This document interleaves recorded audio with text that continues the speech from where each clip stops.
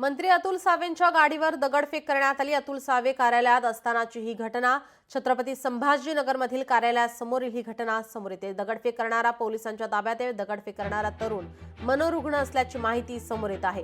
पुंडलिक नगर पोलिसात गुन्हा दाखल करण्यात आलेला आहे। अतुल सावे हे कार्यालयामध्ये असताना त्यांच्या गाडीवर दगडफेक झालेली आहे। दगडफेक करणाऱ्याला आता ताब्यात घेण्यात आलेला आहे। दगडफेक करणारा तरुण हा मनोरुग्ण असल्याची माहिती पुंडलिक नगर पोलिसात गुन्हा दाखल करण्यात आलाय। आपले प्रतिनिधी सचिन बडे आपल्यासोबत फोन लाईनवरून जोडले। सचिन, काय अधिकची माहिती? भाजपचे मंत्री अतुल सावे यांच्या वाहनावर दगडफेक झाल्याचा प्रकार समोर आलाय। पुंडलिक नगर पोलीस ठाण्यामध्ये या संदर्भात तक्रार जी आहे ती दाखल करण्यात आलेली आहे आणि त्यानंतर अतुल सावे यांचं वाहन जे होतं त्यांच्या पुंडलिक नगर परिसरातील कार्यालयासमोर उभा करण्यात आलं होतं। मात्र या मनोरुग्णानं दगडफेक केली आणि गाडीचं काही नुकसान झालेलं आहे, कारण गाडीच्या समोरील काच जी आहे ती फुटलेली आहे।